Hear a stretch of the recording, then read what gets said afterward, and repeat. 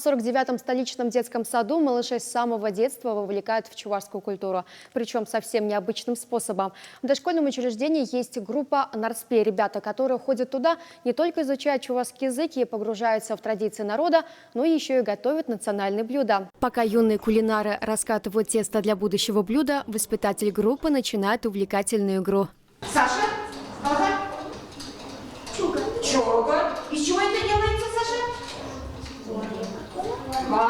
Так малыши запоминают название блюд. Сегодня в меню вареники. На чувашском это лакомство из творога называют хуран-кукле. Но с лепкой у малышей пока есть проблемы. Но на помощь приходят мамы.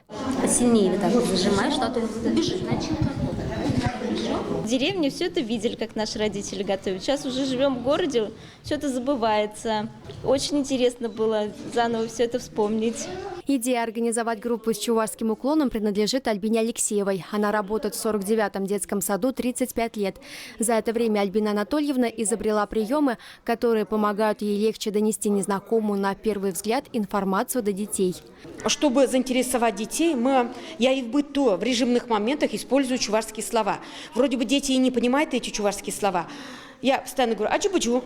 Это им очень нравится. На подходе День защитников Отечества, так что вполне вероятно, что за столами вместе с детьми будут сидеть и папы.